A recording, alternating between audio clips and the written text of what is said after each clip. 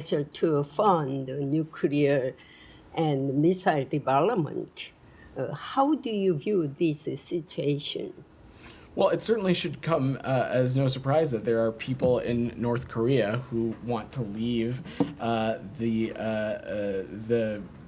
crushing oppression of the DPRK regime.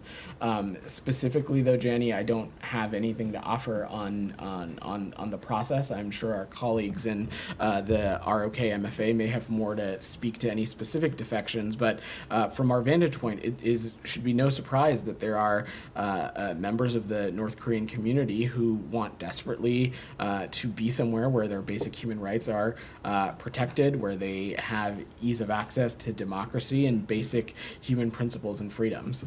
In a past year and a half, 20 North Korean diplomats have defected to South Korea.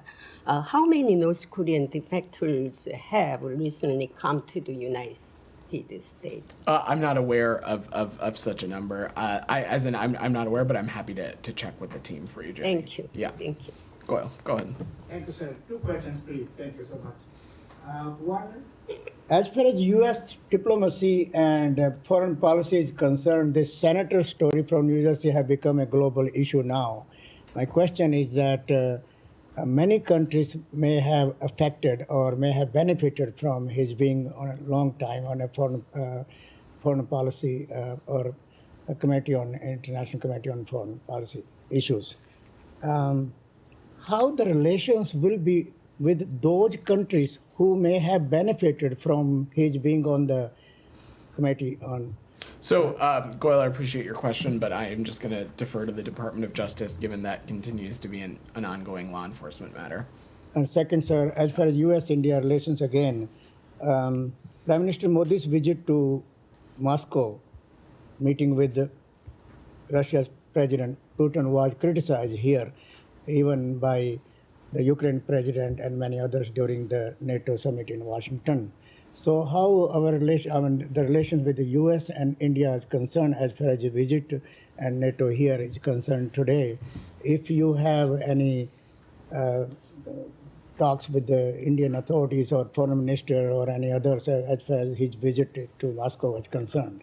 Well, look, broadly, India continues to be a country in which we partner with in a number of key areas, and that was clearly on display last summer when we hosted Prime Minister Modi for a state visit. But beyond that, in the context of Ukraine and Russia's ongoing aggression and its infringement on Ukraine's territorial integrity and sovereignty, we continue to ask all our partners, including India, to support efforts to realize an enduring and just peace for Ukraine. And we urge Russia to withdraw troops from Ukraine's sovereign territory. Go ahead. Thank you, sir. Thank you. It's a Bangladesh issue. Student demand quota issue is in danger now. They killed more than 50 people today, and 7 on 16th. 7 people killed on 16th. So there's a big chaos going on there. What do you have? The Prime Minister is ordering police to kill students, innocent students. They are demanding for quota. Instead of your merit should be your knowledge, not the quota. So they are demanding a whole Bangladesh is in a chaos now. What do you have? What the United States of America stands for it? Matt spoke a little bit about this earlier in the week, so I will just echo that we're continuing to monitor the reports of violence from the ongoing protests in and around Dhaka. Freedom of expression and peaceful assembly are essential building blocks to any thriving democracy, and we condemn the recent acts of violence in Bangladesh. Our thoughts are with those who have been killed or injured by this, and we're continuing to rely on media and contacts on the ground for information. Number two is like military and BDR on the road. So do you have any comment on that? So again, we need to make sure that any kind of freedom of expression is happening safely and people are free from violence. That's something we're continuing to pay close attention to, but I don't have any additional updates on that. Thank you. Jalil, go ahead. Thank you very much, Vedant. First, a quick thank you from these 24 Pakistani girls who visited State Department just 2 weeks ago. It's a student program, STEM. They especially emailed me as well. These are some unrecognized State Department's workers who play a wonderful role in doing these projects and something the U.S. government does for these poor country, so thank you on behalf of them. Just two questions. 50,000 Afghans in in Pakistan are waiting to be brought to the U.S. $20 million, according to my banking information, is every month is spent on them by the State Department.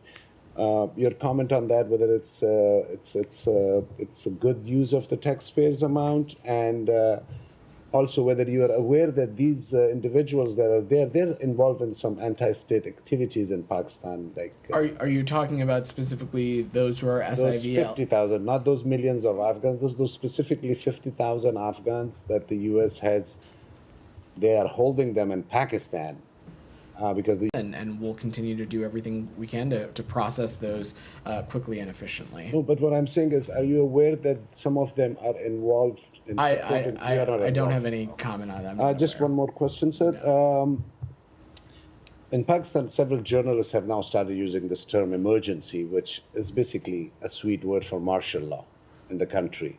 Has it passed your ears that these discussions are going on in Pakistan, and your thoughts on that? It is not. Thank The you. pink. Go ahead. Thank you very much. Yeah. Please give us an update or maybe details about U.S. Envoy Brett McGurk's visit to Middle East.